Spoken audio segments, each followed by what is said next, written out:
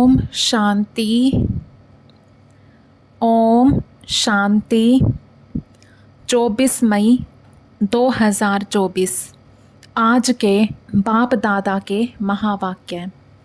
आज बाबा ने कहा, मीठे बच्चे, देही अभिमानी बाप तुम्हें देही अभिमानी भव का पाठ पढ़ाते हैं। तुम्हारा पुरुषार्थ है देह अभिमान को छोड़ना। देही अभिमानी बाप तुम्हें देही अभिमानी भव का पाठ पढ़ाते हैं। तुम्हारा पुरुषार्थ है देह अभिमान को छोड़ना। प्रश्न, देह अभिमानी बनने से कौन सी पहली बीमारी उत्पन्न होती है? उत्तर है नाम रूप की। यह बीमारी ही विकारी बना देती है। इसलिए बाप कहते हैं, आत्म अभिमानी रहने की प्रैक्टिस करो। इस शरीर से तुम्हारा लगाव नहीं होना चाहिए। देह के लगाव को छोड़ एक बाप को याद करो तो पावन बन जाएंगे। बाप तुम्हें जीवन बंध से जीवन मुक्त बनने की युक्ति बताते हैं। यही पढ़ाई है। ओम शांति। रूहानी बाप कह रहे हैं कि आत्म अभिमानी अथवा देही अभिमानी होकर बैठना है। किसको याद करना है? बाप को। सिवाय बाप के और कोई को याद नहीं करना है। जब बाप से बेहद का वर्षा मिलता है तो उनको याद करना है। बेहद का बाप आकर समझाते हैं, देही अभिमानी भव, आत्म अभिमानी भव। देह अभिमान को छोड़ते जाओ। आधा कल्प तुम देह अभिमानी होकर रहे हो, फिर आधा कल्प देही अभिमानी होकर रहना है। सतयुग त्रेता में तुम आत्म अभिमानी थे। वहाँ मालूम रहता है कि हम आत्मा हैं। अब यह शरीर बूढ़ा हुआ, इसको अब छोड़ते हैं।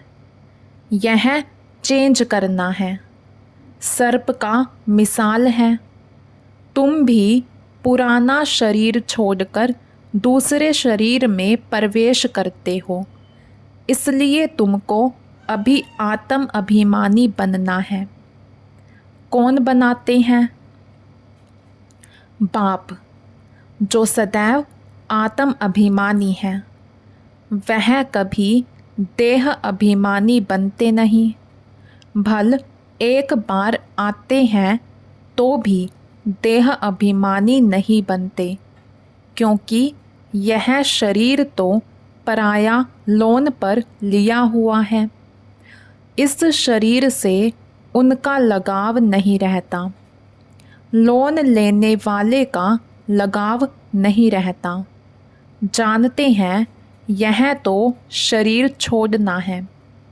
बाप समझाते हैं, मैं ही आकर तुम बच्चों को पावन बनाता हूँ। तुम सतो प्रधान थे, सो फिर तमो प्रधान बने हो। अब फिर पावन बनने के लिए तुमको अपने साथ योग सिखलाता हूँ। योग अक्षर ना कह, याद अक्षर कहना ठीक है। याद सिखलाता हूँ। बच्चे बाप को याद करते हैं। अभी तुमको भी बाप को याद करना है। आत्मा ही याद करती है। जब रावण राज्य शुरू होता है तो तुम बच्चे देह अभिमानी बन पड़ते हो। फिर बाप आकर आत्म अभिमानी बनाते हैं।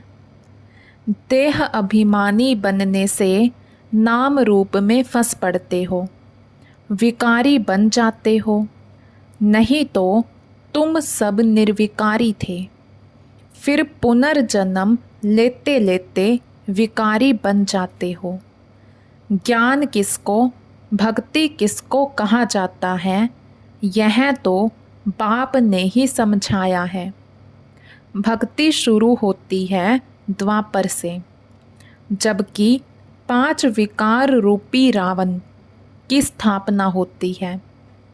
भारत में ही राम राज्य और रावण राज्य कहा जाता है, परंतु यह नहीं जानते कि कितना समय राम राज्य और कितना समय रावण राज्य चलता है। इस समय सभी तमो प्रधान पत्थर बुद्धि हैं, पैदा ही भ्रष्टाचार से होते हैं, इसलिए इसको विशेष वर्ल्ड कहा जाता है। नई दुनिया और पुरानी दुनिया में रात दिन का फर्क है। नई दुनिया में सिर्फ भारत ही था।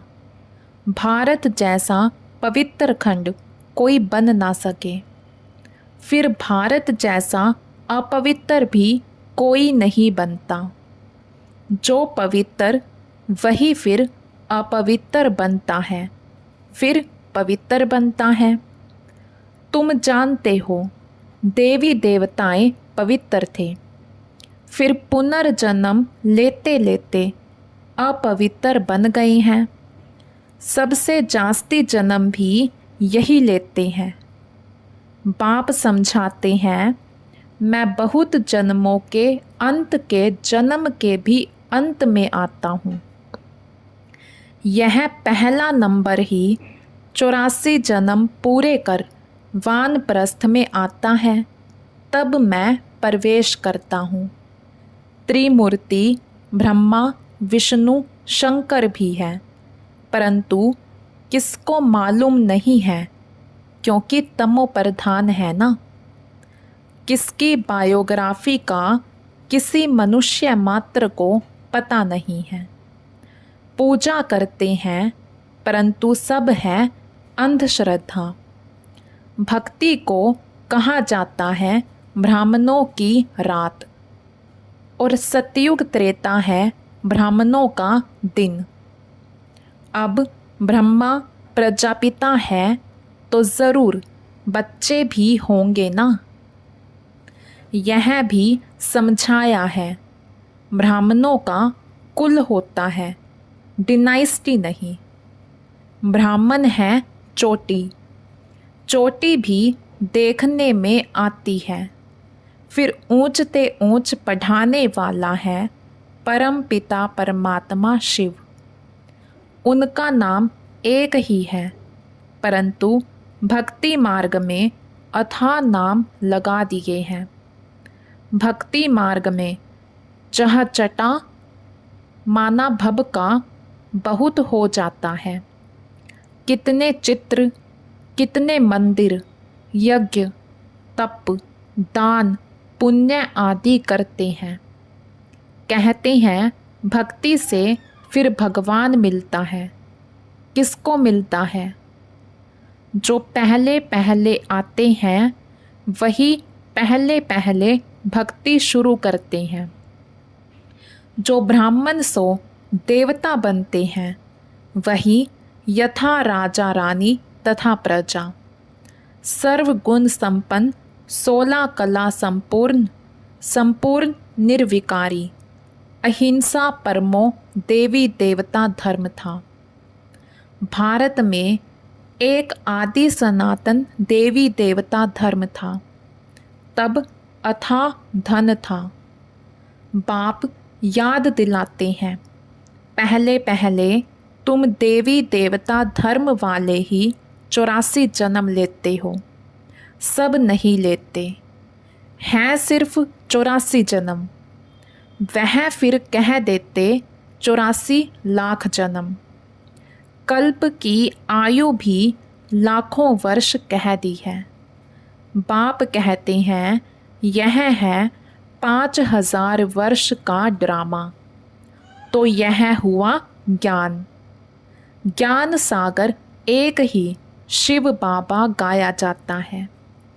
वह है हद के बाप, यह है बेहद का बाबा।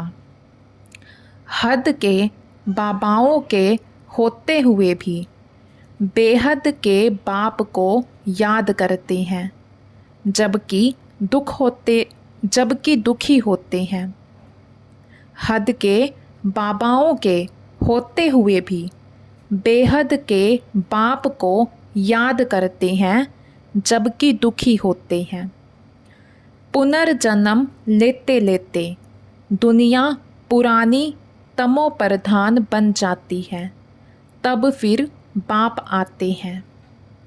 सेकंड में जीवन मुक्ति मिलती है, किससे? बेहद के बाप से।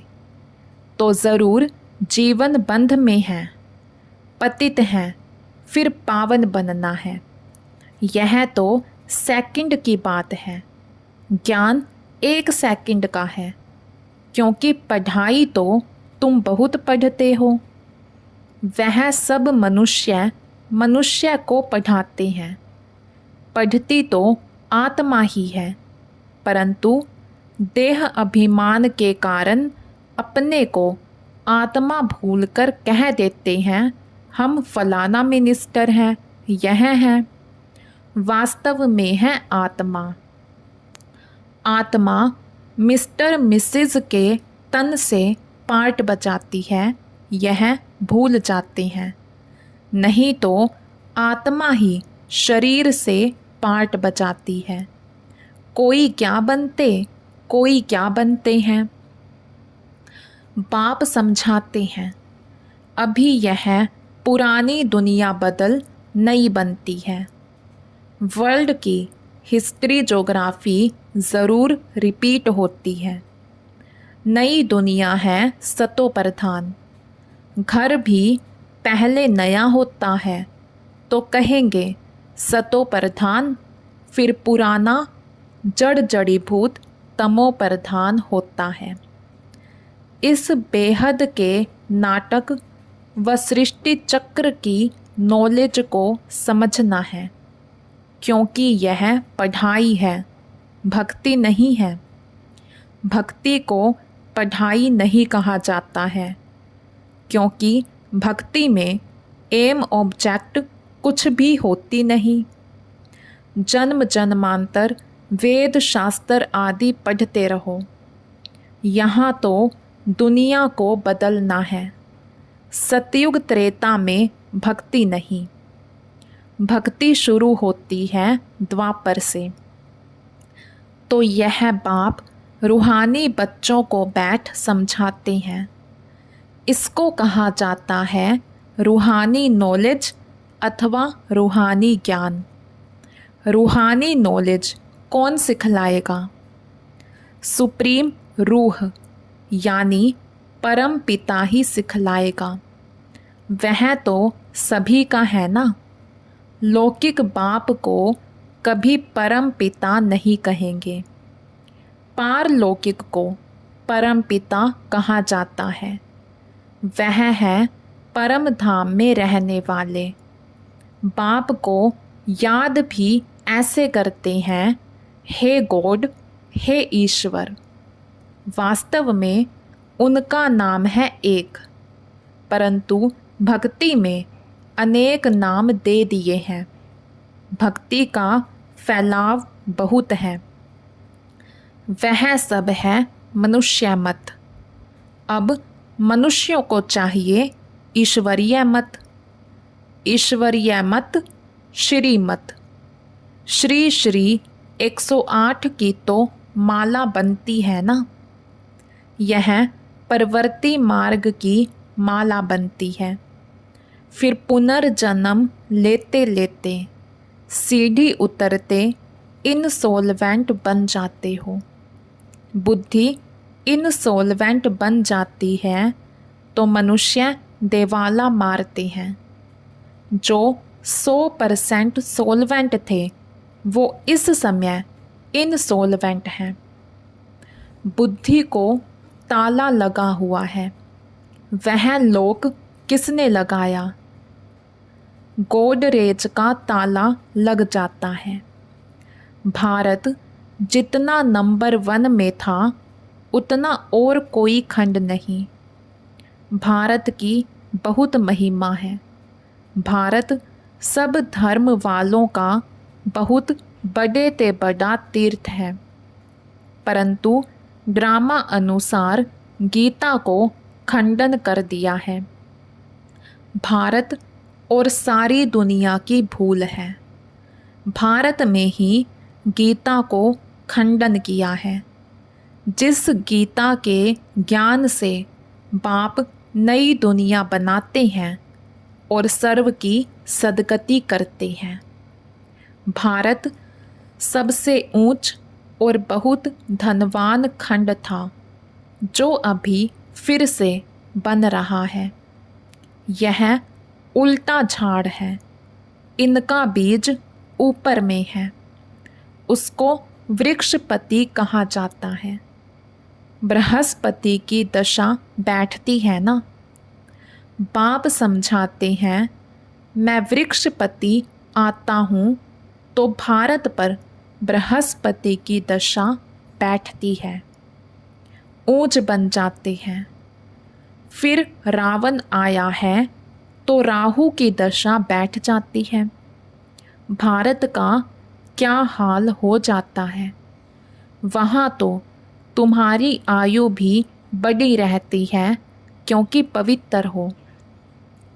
आधा कल्प तुम 21 जन्म लेते हो।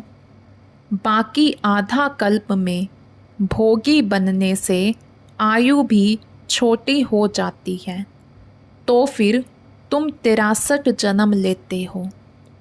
अभी बाप समझाते हैं, सतो प्रधान बनना है, इसलिए मामेकम याद करो। सब धर्म वाले इस समय तमो प्रधान हैं। तुम सभी को यह ज्ञान दे सकते हो। आत्माओं का बाप तो एक ही है, सब ब्रदर्स हैं, क्योंकि हम आत्माएं एक बाप के बच्चे हैं। भल कहते भी हैं हिंदू मुसलमान भाई भाई हैं, परंतु अर्थ नहीं जानते हैं। आत्मा कहती राइट है, सब ब्रदर्स का बाप एक है। वर्षा देना ही है बड़े बाबा को। वह आते भी भारत में हैं। शिव जयंती मनाते हैं, परंतु वह कब आया था यह किसी को भी पता नहीं है। तुम्हारी युद्ध है 5 विकारों से। काम तो तुम्हारा नंबर 1 दुश्मन है। रावण को जलाते हैं, परंतु वह है कौन? क्यों जलाते हैं? कुछ नहीं जानते। द्वापर से लेकर तुम नीचे उतरते समय पतित बन गए हो। एक तरफ शिव बाबा को याद कर पूजते हैं, दूसरी तरफ फिर कहते हैं कि वह सर्वव्यापी है। जिसने तुमको विश्व का मालिक बनाया, उनको तुम माया के चक्कर में आकर गाली देते हो। बाप कहते हैं, मीठे बच्चों, तुम मुझे अनगिनत जन्मों में ले गए हो। मुझे कन कन में कह दिया है। यह भी ड्रामा बना हुआ है। बेहद के बाप की गलानी करते कितनी पाप आत्माएं बन गए हैं। रावण राज्य है ना, यह भी तुम जानते हो। इस समय सब भक्तियां हैं। सबकी सदगति करने वाला कौन है? सचखंड स्थापन करने वाला सबका बाबा है। रावण को बाबा नहीं कहा जाता है। 5 विकार हरेक में हैं। विकार से पैदा होते हैं, इसलिए भ्रष्टाचारी कहा जाता है। देवताओं को कहा जाता है संपूर्ण निर्विकारी। अभी है संपूर्ण विकारी। देवताएं तो पूज्य हैं, वही फिर पुजारी बनते हैं। वह कह देते हैं आत्मा सो परमात्मा, बाप कहते हैं यह भूल है। पहले पहले तो अपने को आत्मा निश्चय करना है। हम आत्मा इस समय ब्राह्मण कुल के हैं, फिर देवता कुल में जाते हैं। यह ब्राह्मण कुल है सर्वोत्तम कुल। ब्राह्मणों की डिनाइस्टी नहीं है, चोटी है ब्राह्मणों की। तुम ब्राह्मण हो ना। सबसे ऊपर में है शिव बाबा। भारत में विराट रूप बनाते हैं, परंतु उसमें ना ब्राह्मणों की चोटी है, ना चोटियों का बाप है, ना ब्राह्मणों का बाप है। अर्थ कुछ नहीं समझते, त्रिमूर्ति का अर्थ भी नहीं समझते। नहीं तो भारत का कोट ऑफ आर्म्स त्रिमूर्ति शिव का होना चाहिए। अभी तो यह कांटों का जंगल है, तो जंगली जानवरों का कोट ऑफ आर्म्स बना दिया है। उसमें फिर लिखा है सत्यमेव जयते। सतयुग में तो दिखाते हैं शेर बकरी इकट्ठे जल पीते हैं। सत्यमेव जयते माना विजय। सब क्षीर खंड हो रहते हैं, लून पानी नहीं होते हैं। रावण राज्य में लून पानी, राम राज्य में क्षीर खंड हो जाते हैं। इनको कहा ही जाता है कांटों का जंगल। एक दो को पहला नंबर कांटा विकार का लगाते हैं। बाप कहते हैं काम महाशत्रु है। यह आदि मध्य अंत दुख देने वाला है। नाम ही है रावण राज्य। बाप कहते हैं इन 5 विकारों पर जीत पाकर जगत जीत बनो। यह अंतिम जन्म निर्विकारी बनो। तुम तमो प्रधान पतित बने हो, फिर सतो प्रधान पावन बनो। गंगा कोई पतित पावनी नहीं है। शरीर का मैल तो घर में भी पानी से उतार सकते हो, आत्मा तो साफ नहीं हो सकती। भक्ति मार्ग में कितने ढेर के ढेर गुरु लोग हैं, सतगुरु तो एक ही है, सदगति करने वाला। सुप्रीम बाप भी है, सुप्रीम टीचर भी है, सुप्रीम सतगुरु भी है। वही तुमको सृष्टि के आदि मध्य अंत का नॉलेज सुनाते हैं।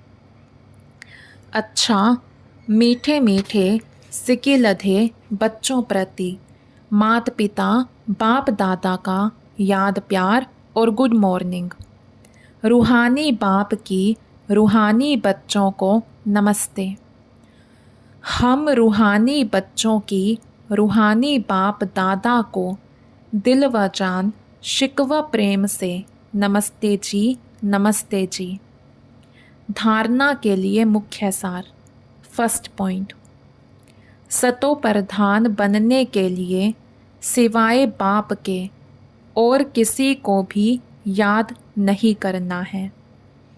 देही अभिमानी बनने की प्रैक्टिस करनी है। सेकंड पॉइंट, सबसे क्षीर खंड होकर रहना है। इस अंतिम जन्म में विकारों पर विजय प्राप्त कर जगत जीत बनना है। आज का वरदान। बाप की छत्र छाया में सदा मौज का अनुभव करने और कराने वाली विशेष आत्मा भव।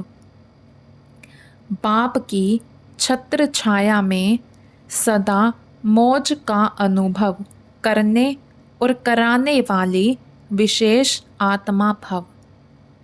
जहाँ बाप की छत्र छाया है वहाँ सदा माया से सेफ है। छत्र छाया के अंदर माया आ नहीं सकती। मेहनत से स्वतः दूर हो जाएंगे। मौज में रहेंगे क्योंकि मेहनत मौज का अनुभव करने नहीं देती।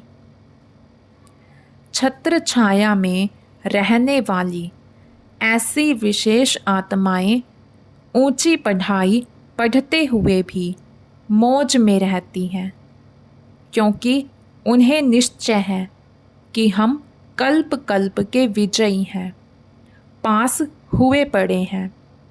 तो सदा मौज में रहो और दूसरों को मौज में रहने का संदेश देते रहो।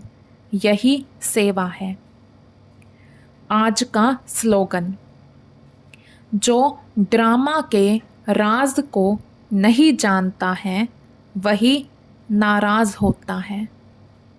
जो ड्रामा के राज को नहीं जानता है वही नाराज़ होता है। अच्छा, ओम शांति।